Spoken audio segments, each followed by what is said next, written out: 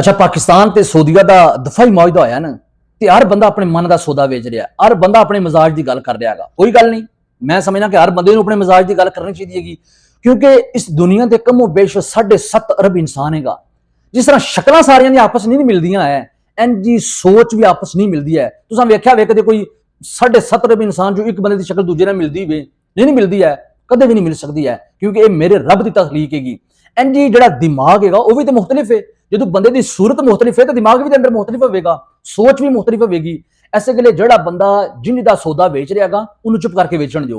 ਉਹਦੇ ਨਾਲ बहस करन दा या ਉਹਦੇ ਨਾਲ ਮੁਬਾਹਸਾ ਕਰਨ ਦਾ, ਉਹਦੇ ਨਾਲ ਲੜਨ ਦਾ, ਭਿੜਨ ਦਾ ਕੋਈ ਮੈਨੂੰ ਵੀ ਬੜੀਆਂ ਗੱਲਾਂ ਸੁਣਨੀਆਂ ਪੈਂਦੀਆਂ ਨੇ। ਜਦੋਂ ਕੋਈ ਵੀ ਇਸ ਤਰ੍ਹਾਂ ਦਾ ਮਾਮਲਾ ਹੋਵੇ ਨਾ, ਕਿਸੇ ਦੀ ਸੋਚ ਦੇ ਖਿਲਾਫ ਤੁਸੀਂ ਗੱਲ ਕਰੋ, ਉਹ ਅਗਲਾ ਬੰਦਾ ਤੁਹਾਨੂੰ ਤਰ੍ਹਾਂ ਤਰ੍ਹਾਂ ਦੇ ਲਕਬ ਦੇਗਾ। ਬਹਰਹਾਲ ਮੇਰੇ ਕੋਲ ਇੱਕ ਬੜਾ ਸਾਦਾ ਜਿਹਾ ਫਾਰਮੂਲਾ ਹੈਗਾ। ਜਦੋਂ ਵੀ ਪਾਕਿਸਤਾਨ ਦੀ ਗੱਲ ਆਵੇ ਨਾ, ਪਾਕਿਸਤਾਨ ਦਾ ਜਦੋਂ ਨਾਂ ਰੋਸ਼ਨ ਹੋਣ ਲੱਗੇ ਜਾਂ ਜਦੋਂ ਵੀ ਪਾਕਿਸਤਾਨ ਇੰਟਰਨੈਸ਼ਨਲ ਲੈਵਲ ਤੇ ਕੋਈ ਤਰੱਕੀ ਕਰੇ, ਕੋਈ ਕਾਰਨਾਮਾ ਸਰ ਅੰਜਾਮ ਦੇ, ਭਾਵੇਂ ਉਹ ਜੰਗ ਜਿੱਤਣ ਦਾ ਮਾਮਲਾ ਹੋਵੇ ਜਾਂ ਪ੍ਰੋਟੋਕੋਲ ਦਾ ਮਾਮਲਾ ਹੋਵੇ, ਪਾਕਿਸਤਾਨ ਨੂੰ ਜਦੋਂ ਦੁਨੀਆ ਤੇ ਇੱਜ਼ਤ ਮਿਲ ਰਹੀ ਵੇ, ਮੈਨੂੰ ਉਹਨੂੰ ਸੈਲੀਬ੍ਰੇਟ ਕਰਨ ਦਾ ਮੇਰੇ ਕੋਲ ਇੱਕ ਬੜਾ ਸਾਦਾ ਜਿਹਾ ਫਾਰਮੂਲਾ ਹੈ ਜਿਹੜਾ ਤੁਹਾਡੇ ਕੋਲ ਸ਼ੇਅਰ ਕਰਨਾ, ਭਾਵੇਂ ਤੁਸੀਂ ਉਹਦੇ ਨਾਲ ਇਖਤਲਾਫ ਕਰੋ ਜਾਂ ਤੁਸੀਂ ਉਹਦੀ ਤਾਈਦ ਕਰੋ।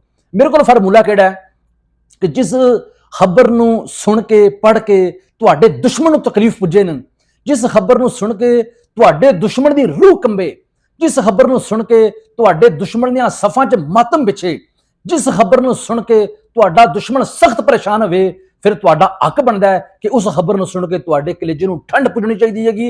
ਇਹ ਮੁਸਲਮਾਨ ਹੋਣ ਦਾ ਵੀ ਤਕਾਜ਼ਾ ਹੈ, ਈਮਾਨ ਦਾ ਵੀ ਤਕਾਜ਼ਾ ਹੈ ਔਰ ਮੁਹੱਬੇ ਵਤਨ ਹੋਣ ਦਾ ਵੀ ਤਕਾਜ਼ਾ ਹੈ। ਮੇਰਾ ਕਮ ਅਜ਼ ਕਮ ਇਹ ਈਮਾਨ ਹੈਗਾ। ਯਾਰ ਇੰਡੀਆ ਤੋਂ ਵੱਡਾ ਸਾਡੇ ਦੁਸ਼ਮਣ ਕੋਈ ਨਹੀਂ, ਇਸਰਾਈਲ ਤੋਂ ਵੱਡਾ ਸਾਡੇ ਦੁਸ਼ਮਣ ਕੋਈ ਨਹੀਂ ਹੈ। ਸਾਡੇ ਕਰੋੜਾਂ ਮੁਸਲਮਾਨ ਨੇ ਜਿਹੜੇ ਕਸ਼ਮੀਰ ਦੇ ਅੰਦਰ ਮਜ਼ਲੂਮੀਅਤ ਦਾ ਸ਼ਿਕਾਰ ਨੇ, ਕਰੋੜਾਂ ਮੁਸਲਮਾਨ ਨੇ ਜਿਹੜੇ ਗਜ਼ਾ ਦੇ ਅੰਦਰ, ਫਲਸਤੀਨ ਦੇ ਅੰਦਰ ਕਈਆਂ ਦਹਾਈਆਂ ਤੋਂ ਮਜ਼ਲੂਮੀਅਤ ਦਾ ਸ਼ਿਕਾਰ ਨੇ। ਯਾਰ ਤੁਸੀਂ ਪੋਜ਼ਿਟਿਵ ਤੇ ਸੋਚੋ, ਤੁਸੀਂ ਥੋੜਾ ਜਿਹਾ ਤੇ ਮੁਸਬਤ ਸੋਚੋ। ਮੁਮਕਿਨ ਹੈ ਇਹ ਇਤਿਹਾਦ ਜਿਹੜਾਗਾ ਤੁਸੀਂ ਇਹਦੇ ਪੱਸੇ ਪੁਸ਼ਤ ਮਕਾਸਦ ਫਿਲਹਾਲ ਛੱਡ ਦਿਓ, ਤੁਸੀਂ ਵੀ ਪੱਸੇ ਪੁਸ਼ਤ ਨਾਲ ਰੱਖ ਛੱਡੋ। ਮੁਮਕਿਨ ਇਹ ਫਲਸਤੀਨ ਦੇ ਮੁਸਲਮਾਨਾਂ ਵਾਸਤੇ ਬੜਾ ਸੂਦਮੰਦ ਸਾਬਤ ਹੋਵੇ। ਮੁਮਕਿਨ ਹੈ ਕਸ਼ਮੀਰ ਦੇ ਮੁਸਲਮਾਨਾਂ ਵਾਸਤੇ, ਕਿਉਂਕਿ ਦੋ ਮੁਸਲਿਮ ਮਮਾਲਕ ਦਾ ਆਪਸ ਵਿੱਚ ਇਤਿਹਾਦ ਹੋਇਆਗਾ, ਯਾਨੀ ਕਿ ਇੱਕ ਤੇ ਇੱਕ ਗੁਜ਼ਾਰਾ ਹੋਏ ਨੇ। ਤੇ ਤੁਸੀਂ ਇਹਨੂੰ ਥੋੜਾ ਜਿਹਾ ਪੋਜ਼ਿਟਿਵ ਸੋਚੋ। ਸਊਦੀ ਅਰਬ ਤੇ ਵੈਸੇ ਵੀ ਮੈਂ ਕਹਿੰਦਾ ਨਾ ਹੀ ਦਫਾਈ ਮਾਜਦਾ ਹੋਵੇ, ਯਾਰ ਸਊਦੀ ਅਰਬ ਵਾਲ ਤੇ ਵੈਸੇ ਵੀ ਕੋਈ ਅੱਖ ਪੱਟ ਕੇ ਤੱਕੇ, ਸਾਡਾ ਈਮਾਨ ਇਹ ਕਹਿੰਦਾ ਕਿ ਅਸੀਂ ਉਹਦੀ ਅੱਖ ਕੱਢ ਛੜੀਏ ਕਿਉਂਕਿ ਇੱਥੇ ਮੁਕੱਦਸ ਹਸਤੀਆਂ ਨੇ, ਸਾਡੇ ਅੰਬੀਆ, ਸਾਡੇ ਸਾਹਬਾ ਇਕਰਾਮ ਦੀ ਧਰਤੀ ਹੈਗੀ। ਇੱਥੇ ਅੱਲਾ ਦਾ ਘਰ ਹੈ, ਅੱਲਾ ਦੇ ਨਬੀ ਦਾ ਘਰ ਹੈਗਾ। ਸਾਡਾ ਤੇ ਈਮਾਨ ਹੈਗਾ ਕਿ ਇਸ ਮੁਲਕ ਵਾਲ ਤੇ ਕੋਈ ਅੱਖ ਪੱਟ ਕੇ ਵੇਖੇਗਾ ਅਸੀਂ ਉਹਦੀ ਜਾਨ ਕੱਢ ਲਵਾਂਗੇ। ਮਤਲਬ ਇਹ ਕਿ ਇੱਥੇ ਸਾਨੂੰ ਪਰੇਸ਼ਾਨ ਹੋਣ ਲਈ ਜਾਂ ਇਹਨੂੰ ਸੈਲੀਬ੍ਰੇਟ ਨਾ ਕਰਨ ਵਾਲਾ ਕਿਹੜਾ ਸਾਡੇ ਕੋਲ ਜਵਾਜ਼ ਹੈਗਾ। दूसरी गल, मक्का और मदीना, पूरी दुनिया के अंदर दो ऐसे मुकद्दस मकामात ने जिन्हां दी ताजीम, जिन्हां दा एहतराम हर मुसलमान दे ईमान दा हिस्सा फर्ज हैगा उहदे ते। यार मक्का और मदीना जिन्हां लोकां ते विजिट नहीं कीते या जिन्हां लोकां नूं कदे उम्र दी सादत हासिल नहीं हुई, कदे मदीना नहीं आया है, तुसीं पुछो नातां पढ़ पढ़ के लोकां दी जिंदगी गुजर जांदी हैगी। लोकी जिहड़े नहीं इत्थे पुछ सके वो कहंदे ने कि यार सानूं कदे एक दफा मदीने दा दीदार हो जाए ना ਤੇ ਅਸੀਂ ਆਪਣੀਆਂ ਪਲਕਾਂ ਨਾਲ ਜਿਹੜਾਗਾ ਨਾ ਅਸੀਂ ਉਸ ਮਦੀਨੇ ਦੀ ਮਿੱਟੀ ਜਿਹੜਾਗਾ ਸੋਤੀਏ। ਤੇ ਯਾਰ ਉਸ ਮਦੀਨੇ ਦੀ ਹਿਫਾਜ਼ਤ ਦੀ ਜ਼ਿੰਮੇਵਾਰੀ ਜਿਹੜਾਗਾ ਇੱਕ ਸਾਦ ਦੀ ਗੱਲ ਹੈ, ਮੈਂ ਤਾਂ ਸਮਝਣਾ ਇੱਕ ਮੌਜੂਦ ਦੀ ਗੱਲ ਹੈਗੀ। ਵਰਨਾ ਯਾਰ 57 ਮੁਲਕ ਨੇ, 57 ਇਸਲਾਮੀ ਮੁਲਕ ਨੇ, ਉਹਨਾਂ ਮੁਲਕਾਂ ਚੋਂ ਸਿਰਫ ਇਹ ਸਾਦਤ, ਇਹ ਖੁਸ਼ ਨਸੀਬੀ ਇਹ ਸਾਡੇ ਹਿੱਸੇ ਆਈ ਹੈਗੀ।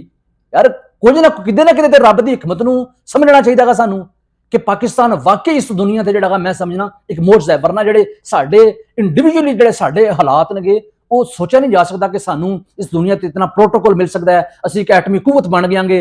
ਅੱਲਾਹ ਤੇ ਅੱਲਾਹ ਦੇ ਨਬੀ ਦੇ ਘਰ ਦੀ ਜਿਹੜਾ ਹਿਫਾਜ਼ਤ ਦੀ ਜ਼ਿੰਮੇਵਾਰੀ ਸਾਨੂੰ ਸੌਂਪੀ ਜਾ ਸਕਦੀ ਹੈ ਕਿ ਸਾਡੇ ਤੇ ਇਤਨਾ ਇੰਟਰਸਟ ਹੈਗਾ ਔਰ ਇਹ ਸਾਡੇ ਵਾਸਤੇ ਬਹੁਤ ਬੜੀ ਸਾਦ ਦੀ ਗੱਲ ਹੈ ਕਿ ਮੈਂ ਤੁਹਾਨੂੰ ਕਿਸ ਤਰ੍ਹਾਂ ਸਮਝਾਂ। ਯਾਰ ਮਦੀਨੇ ਔਰ ਮੱਕਾ, ਮੈਨੂੰ ਕੋ ਬੰਦਾ ਕਹੇ ਨੇ ਕਿ ਤੈਨੂੰ ਮਦੀਨੇ ਦੇ ਗਟਰ ਸਾਫ਼ ਕਰਨੇ ਤੇ ਰਹਿਣਾਗਾ, ਤੈਨੂੰ ਮੱਕੇ ਦੇ ਗਟਰ ਸਾਫ਼ ਕਰਨੇ ਤੇ ਰਹਿਣਾਗਾ, ਮੈਂ ਕਹਾਂਗਾ ਕਿ ਇਸ ਤੋਂ ਵੱਡੀ ਮੇਰੇ ਵਾਸਤੇ ਸਾਦਤ ਦੀ ਗੱਲ, ਇਜ਼ਾਜ਼ ਦੀ ਗੱਲ ਦੁਨੀਆ ਤੇ ਹੋ ਹੀ ਨਹੀਂ ਸਕਦੀ ਹੈ। ਯਾਰ ਕਦੇ ਖੁਸ਼ ਹੋ ਜਾਇਆ ਕਰੋ, ਕਦੇ ਤੇ ਮਤਲਬ ਹੈ ਕਿ ਜਿਹੜਾ ਨਾ ਕੋਈ ਐਸਾ ਮੌਕਾ ਕਦੇ ਤੇ ਪਾਕਿਸਤਾਨੀ ਬਣ ਜਾਇਆ ਕਰੋ। ਹਰ ਵੇਲੇ ਇਨਸਾਫੀ, ਹਰ ਵੇਲੇ ਲੀਗੀ, ਹਰ ਵੇਲੇ ਜਮਾਤੀਏ, ਹਰ ਵੇਲੇ ਪੀਪੀ, ਹਰ ਵੇਲੇ ਫੁੱਸ-ਫੁੱਸ, ਹਰ ਵੇਲੇ ਇੱਕ ਦੂਜੇ ਨੂੰ ਤਾਣੇ, ਹਰ ਵੇਲੇ ਲਾਣ-ਤਾਣ। ਕਦੀ ਤੇ ਪੋਜ਼ਿਟਿਵ ਸੋਚਿਆ ਕਰੋ। ਦੋ ਮੁਸਲਮਾਨ ਮੁਲਕਾਂ ਦਾ ਇਤਿਹਾਦ ਹੋਇਆ, ਜਦੋਂ ਇਹ ਇਤਿਹਾਦ ਕਿਤੇ ਮਨਫੀ ਸਿਮਤ ਤੇ ਗਿਆ ਤੁਸੀਂ ਤਨਕੀਦ ਵੀ ਕਰਿਓ, ਮੈਂ ਤੁਹਾਡੇ ਨਾਲ ਪਹਿਲਾਂ ਕਰਾਂਗਾ, ਲੇਕਿਨ ਫਿਲਹਾਲ ਇਹਨੂੰ ਪੋਜ਼ਿਟਿਵ ਲੈਣਾ ਚਾਹੀਦਾ। ਮੁਮਕਿਨ ਹੈ ਇੱਕ ਇਸਲਾਮੀ ਮੁਲਕਾਂ ਦਾ ਬਲਾਕ ਬਣ ਜੇ। ਸਾਡੀਆਂ ਜਿਹੜੀਆਂ ਤਾਗੂਤੀ ਕੁਵਤਾਂ ਨੇ ਜਿਨ੍ਹਾਂ ਸਾਰੀ ਜ਼ਿੰਦਗੀ ਚ ਜਿਨ੍ਹਾਂ ਦੀ ਹਾਕਮੀਅਤ ਵਿੱਚ ਆਂਗੇ, ਕਮ ਸੇ ਕਮ ਉਹਨਾਂ ਤੋਂ ਸਾਡੀ ਜਾਨ ਛੁੱਟ ਜੇ। ਕੁਝ ਤੇ ਇਹਨੂੰ ਪੋਜ਼ਿਟਿਵ ਸੋਚੋ ਯਾਰ। ਇਹ ਦੋ ਮੁਲਕਾਂ ਨੇ ਇਤਿਹਾਦ ਕੀਤਾਗਾ, ਕਿੰਨੇ ਮੁਲਕ ਜਿਹੜੇ ਡਿਜ਼ਾਇਰ ਲੈ ਕੇ ਫਿਰ ਰਹੇ ਨੇ। ਇਸ ਤੋਂ ਬਾਅਦ ਕਤਰ ਦਾ ਹੋ ਸਕਦਾਗਾ, ਬਹਿਰੀਨ ਦਾ ਹੋ ਸਕਦਾਗਾ, ਕੁਵੈਤ ਦਾ ਹੋ ਸਕਦਾਗਾ, ਤੁਰਕੀ ਦਾ ਹੋ ਸਕਦਾਗਾ, UAE ਦਾ ਹੋ ਸਕਦਾਗਾ, ਜਿਹੜੇ ਸਾਰੇ ਮੁਸਲਮਾਨ ਮਮਾਲਕ ਦਾ ਬਲਾਕ ਬਣ ਜਾਏਗਾ। ਯਾਰ ਇਹ ਜਿਹੜੇ ਸਾਡੇ ਮਜ਼ਲੂਮ ਮੁਲਕ ਨੇਗੇ, ਕਮ ਸੇ ਕਮ ਇਹਨਾਂ ਦੀ ਜਾਨ ਛੁੱਟ ਸਕਦੀ ਹੈਗੀ। ਜਿਹੜੇ ਦੁਨੀਆ ਦੇ ਵੱਡੇ ਤਾਕਤਵਰ ਤਾਗੂਤੀ ਕੁਵਤਾਂ ਬਣਦੀਆਂ ਨੇ ਉਹਨਾਂ ਕੋਲ ਸਾਡੀ ਜਾਨ ਛੁੱਟ ਸਕਦੀ ਹੈਗੀ। ਕਮ ਅਜ਼ ਕਮ ਕਦੇ ਜਿਹੜਾਗਾ ਪਾਕਿਸਤਾਨੀ ਹੋ ਜਾਇਆ ਕਰੋ, ਕਿਸੇ ਮੌਕੇ ਤੇ ਖੁਸ਼ ਹੋ ਜਾਇਆ ਕਰੋ। ਇਹਦੇ ਚ ਕੋਈ ਸ਼ਬਾਜ਼ ਸ਼ਰੀਫ ਨੂੰ ਤੁਸੀਂ ਕ੍ਰੈਡਿਟ ਨਾ ਦਿਓ, ਕਿਸੇ ਆਰਮੀ ਚੀਫ ਨੂੰ ਕ੍ਰੈਡਿਟ ਨਾ ਦਿਓ। ਇਹ ਇਸ ਬਹਿਸੀਅਤ ਤੇ ਕੌਮ ਸਾਨੂੰ ਇੱਜ਼ਤ ਦਿੱਤੀ ਗਈ ਹੈਗੀ, ਕਿਉਂਕਿ ਕੱਲ ਆਰਮੀ ਚੀਫ ਸਾਹਿਬ ਰਿਟਾਇਰ ਹੋ ਜਾਣਗੇ, ਸ਼ਬਾਜ਼ ਸ਼ਰੀਫ ਸਾਹਿਬ ਦੀ ਜਗ੍ਹਾ ਕੋਈ ਹੋਰ ਆ ਜਾਏਗਾ, ਲੇਕਿਨ ਸਾਡਾ ਮਕਾਮ ਉੱਥੇ ਹੀ ਰਹੇਗਾ। ਸਾਨੂੰ ਜਿਹੜੀ ਮਦੀਨੇ ਦੀ ਮੱਕੇ ਦੀ ਜ਼ਿੰਮੇਵਾਰੀ ਸੌਂਪੀ ਗਈ ਹੈਗੀ ਹਰਮੈਨ ਸ਼ਰੀਫ ਦੀ, ਉਹ ਉੱਥੇ ਦੀ ਉੱਥੇ ਹੀ ਰਹੇਗੀ।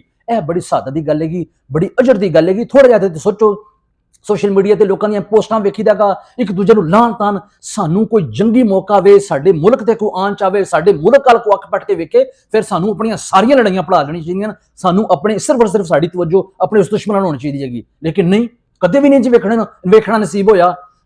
ਅਭਿਨੰਦਨ ਨੂੰ ਗ੍ਰਿਫਤਾਰ ਕੀਤਾ ਗਿਆ, ਇੱਕ ਤਬਕੇ ਨੂੰ ਮੌਤ ਪੈ ਗਈ ਸੀ ਕਿ ਉਹ ਪਾਕਿਸਤਾਨ, ਉਹ ਬੜਾ ਵੱਡਾ ਮਾਰਕਾ ਸੀ, ਕਿਉਂਕਿ ਉਹ ਬੜੀਆਂ ਦਹਾਈਆਂ ਤੋਂ ਬਾਅਦ ਜਿਹੜਾ ਨਾ ਪਾਕਿਸਤਾਨ ਨੇ ਇੰਡੀਆ ਦਾ ਤਿਆਰਾ ਕਰਾਇਆ ਸੀ। ਲੇਕਿਨ ਇੱਕ ਤਬਕਾ ਜਸ਼ਨ ਮਨਾ ਰਿਹਾ ਸੀ, ਫੌਜ ਤੇ ਫੁੱਲ ਸੁੱਟ ਰਿਹਾ ਸੀ, ਔਰ ਦੂਜਾ ਤਬਕਾ ਜਿਹੜਾ ਉਹ ਕਾਂਟੇ ਸੱਟ ਰਿਹਾ ਸੀ।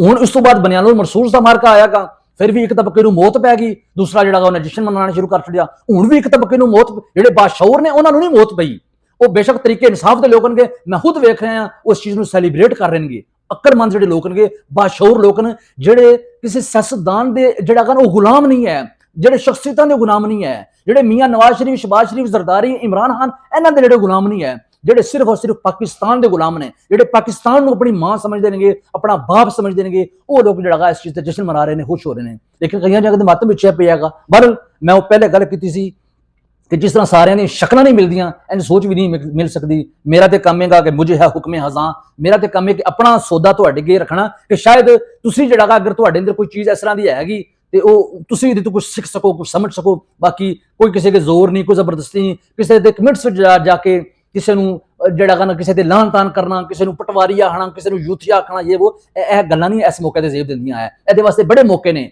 ਬਾਅਦ ਵਿੱਚ। ਸਾਡੇ ਜਿਹੜੇ ਦਾਖਲੀ ਹਾਲਾਤ ਨੇ ਨਾ, ਉਹਨਾਂ ਤੇ ਫਿਰ ਅਸੀਂ ਤੁਨ ਪਰ 52 ਜਾਰੀ ਰੱਖਾਂਗੇ, ਲੇਕਿਨ ਫਿਲਹਾਲ ਜਿਹੜਾ ਇਸ ਜਸ਼ਨ ਨੂੰ ਸੈਲੀਬ੍ਰੇਟ ਕਰਨਾ ਚਾਹੀਦਾ।